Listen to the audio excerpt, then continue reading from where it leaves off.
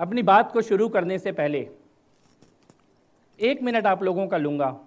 1 minute इसलिए लूंगा कि मैं उस शहर से आया हूं जिस शहर का मालिक उसे जलाने के रोज सपने बुनता है।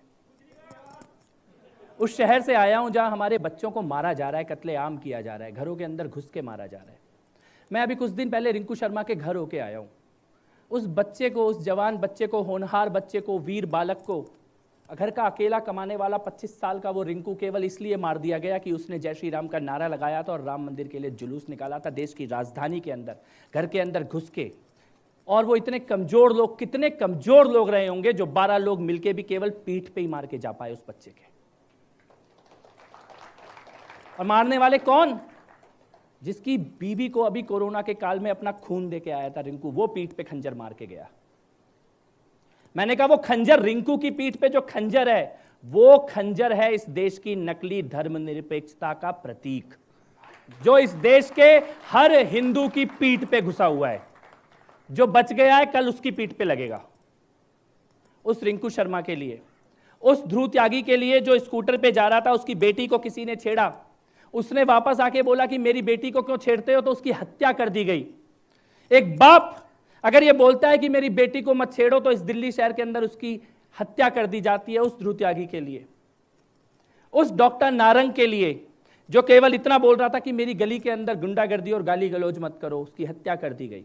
वो बेसोया, रूप बेसोया जवान लड़का जिसने कहा कि यहां ड्रग मत बेचो, उसकी हत्या कर दी गई। वो अंकित सक्सेना जिसने केवल एक मुस्लिम लड़की से प्यार किया था, उसकी हत्या कर दी गई। राहुल शर्मा जिस लड़की से प्यार किया था, उसी लड़की से फोन करवा के बाहर सड़क पे बुला के उसको मारा गया।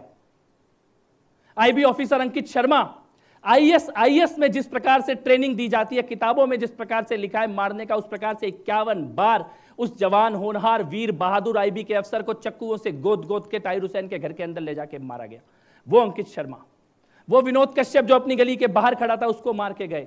वो दिनेश खटीक, दलित समाज का वो आदमी जो बैटरी बेचने का काम करता है, केवल अपने काम के लिए निकला था, उसको मार के गए। वो प्रीति अग्रवाल जिसको अपने 2 बच्चे अपनी तीसरी मंजिल से छत से नीचे फेंकने पड़े क्योंकि पूरे घर को आग लगा दी गई थी। उनकी वीरता को प्रणाम करने के लिए, उनकी बहादुरी को सलाम करने के लिए, उनकी शहादत को नमन करने के लिए, उनको अपनी श्रद्धांजलि देने के लिए आपका 1 मिनट मांगता हूं कि 1 मिनट के लिए खड़े होकर ये सभी वीर बहादुर अपने बच्चों को, भाइयों को, बेटों को 1 मिनट की श्रद्धांजलि जरूर दें। उसके बाद अपनी बात शुरू करते हैं।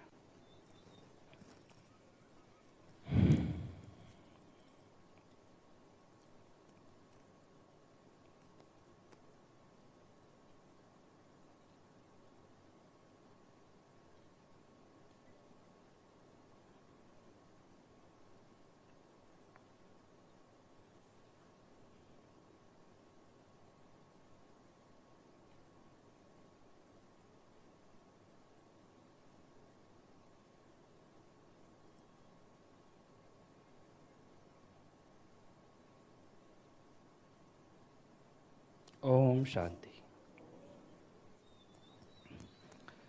क्योंकि इतने लोग मारे गए, और ये तो मैंने केवल दिल्ली की बात बताई है, इस देश का ऐसा कोई शहर, ऐसा कोई राज्य नहीं है जहाँ पे केवल और केवल धर्म के कारण हिंदू लड़के लड़कियों को मारा जा रहा है। वो निकिता तोमर बिटिया, केवल उसने मना ही तो किया था शादी करने से, साथ रहने से, उसको मार दिया गया। ऐसी कितनी बहनें जिन्होंने शादी नहीं की तो मार दिया, शादी कर ली तो मार दिया, छेड़ने से मना किया तो मार दिया, ड्रग बेचने से मना किया तो मार दिया, लड़की से प्यार कर लिया तो मार दिया, गली को जलाने से मना किया तो मार दिया। ऐसे कितने लोगों को मारा गया है, कितने लोगों को मारा गया है। मैं एक बार चाहता हूं कि ये सभागार एक लाइन को 5 बार मेरे साथ मिलकर बोले। बोलेंगे क्या? लाइन ये है, हां मैं हिंदू हूं और ये कोई अपराध नहीं है। हाँ मैं हिंदू हूं और ये कोई अपराध नहीं है। हाँ मैं हिंदू हूं और ये कोई अपराध नहीं है।